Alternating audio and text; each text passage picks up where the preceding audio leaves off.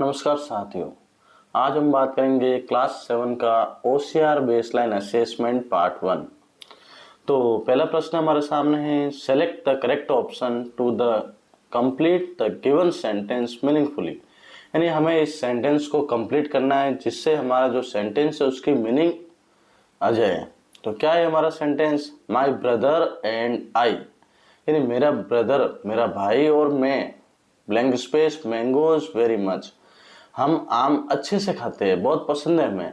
तो देखो मेरी ब्रदर है और मैं हूँ, हम दो हो गए, तो दो होने के कारण क्या हो रहा है, बहुवचन हो गया है। और प्लूरल होता है तो वहां पे वर्ब की फर्स्ट फॉर्म लगती है, तो यहाँ लगेगा लाइक। अगर सिंगुलर होता तो लाइक्स लगता। हाँ, next, select the word to complete the sentence meaningfully. हमें उस वर्ड को सेलेक्ट करना है जिससे सेंटेंस की मीनिंग अच्छे से हो जाए। जैसे क्या है, Radha and her sister going to the zoo. Radha और सिस्टर कहाँ जा रही है, उसकी बहन जू जा रही है। तो देखो Radha and her sister are loving going to the zoo, यानी उनको बहुत ही अच्छा पसंद है कहाँ जाना पर, जू में जाने। तो यहाँ आएगा आर लविंग। फिर देखो तीसरा प्रश्न है, select the word to complete the sentence. यानी हमें क्या करना है, उस वर्ड को सिलेक्ट करना है जिससे सेंटेंस कंप्लीट हो जाए। तो क्या है, Sukanya is a girl in my family. Sukanya मेरी फैमिली में एक लड़की है। आई एम हर ब्रदर, मैं उसका भाई हूं। तो सी इज माई, तो वो मेरी क्या रहेगी।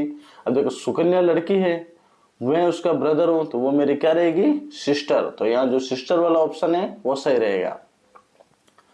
चौथा प्रश्न है, select the sentence with the correct punctuation. यानी पंक्चुएशन मार्क के साथ सही करना है। तो देखो चारों ऑप्शन में WHY वाई से शुरू हो रहा है, यानी प्रश्न हो रहा है। और चारों में से तीन में तो क्वेश्चन मार्क नहीं है, एक में है। क्या है पहला sentence, why are you going home, आप घर पर क्यों जा रहे हो। तो देखो क्वेश्चन मार्क है, तो वो वाला ऑप्शन सही रहेगा। फिर देखो पांचवा प्रश्न, select the word pair with correct opposite genders. यानी हमें सही अपोजिट जेंडर्स का जो सही जोड़ा है वो हमें चूज करना है। तो देखो हैन यानी मुर्गी होता है, हेयर यानी कछुआ होता है, खरगोश होता है। फिर टाइगर यानी बाघ, लोइनेस यानी शेरनी, अंकल यानी चाचा, ग्रैंड मदर यानी दादी। तो देखो जो ये नाइस और नेफ्यू है यानी भतीजा और भतीजी, ये हमारा सही ऑप्शन है रहेगा।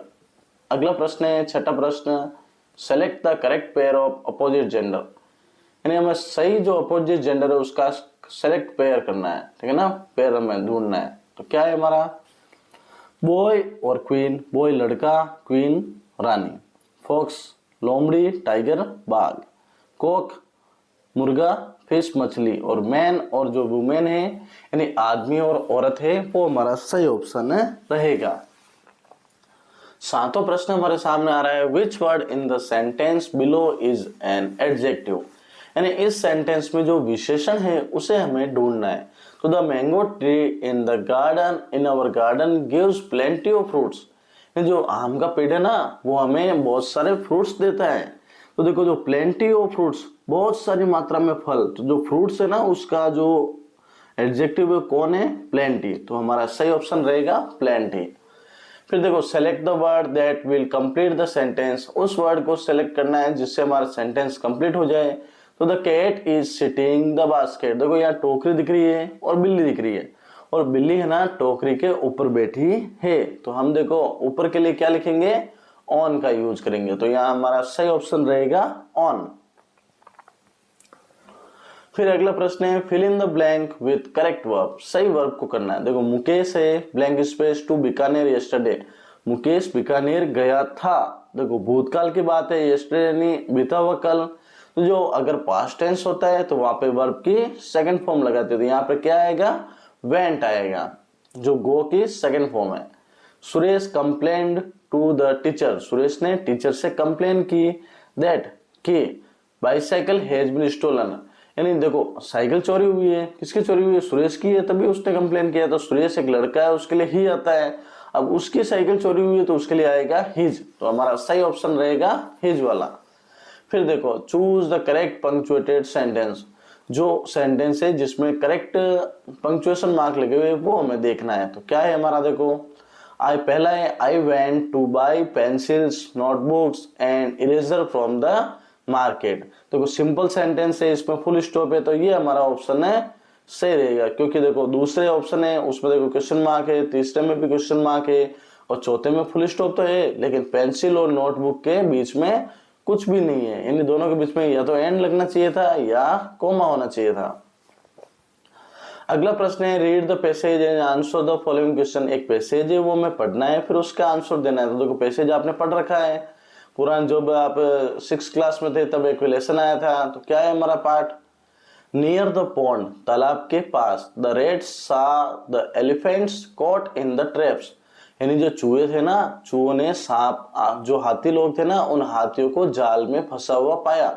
केप्ट बाय सम हंटर्स, जो कि उन शिकारियों ने पकड़ लिया।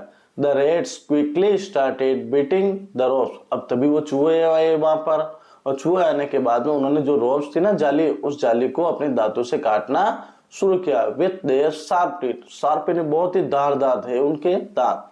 सून, तभी, the elephants were set free, अब वो एलिफेंट्स फ्री हो गए, मुक्त हो गए, स्वतंत्र हो गए। दे थैंक द रेट्स, उन्होंने क्या किया, चूहों को धन्यवाद दिया। एंड ऑल्सो फेल्ट सॉरी, और उन्हें सॉरी महसूस हुआ। For making fun of their small size, क्योंकि वो उनकी जो छोटी साइज थे ना उनके ऊपर हंस रहे थे। तो देखो कभी भी किसी के ऊपर हंसना नहीं चाहिए। तो 12वां प्रश्न क्या है हमारे सामने, where did the rats see the elephants, उन चूहों ने हाथियों को कहाँ देखा। तो देखो इन फॉरेस्ट, जंगल में, near the lake, near in the house, near the pond. तो उनको कहाँ देखा था, पॉन्ड के पास में देखा था, क्योंकि वो पॉन्ड के पास में थे। फिर देखो पहले ये लाइन देखो शुरू हो रही है, उसमें लिखा हुआ नियर द पॉन्ड। फिर अगला प्रश्न है 13वां, how did the rats set the elephants free, कैसे कैसे चूहों ने हाथियों को फ्री किया। बाय बीटिंग द रोप्स, उन रोप्स को काट के। 14वां प्रश्न है which word describes the rats the best, कि जो चूहे कैसे बेस्ट है उसके लिए कौन सा शब्द आएगा। तो वो हेल्पफुल है, क्या है, मदद करने वाले। और what word is used to describe the rats teeth, चूहे के दांतों को कैसे डिस्क्राइब करे, तो वो क्या थे, शार्प, बहुत ही धारदार थे। इसी के साथ आज का हमारा जो OCR बेसलाइन असेसमेंट क्लास 6-7 का कंप्लीट होता है। तो अगले वीडियो में मिलेंगे हम बेसलाइन असेसमेंट पार्ट 2 के साथ। तो वीडियो को शेयर करें और आप मेरे चैनल को सब्सक्राइब करें।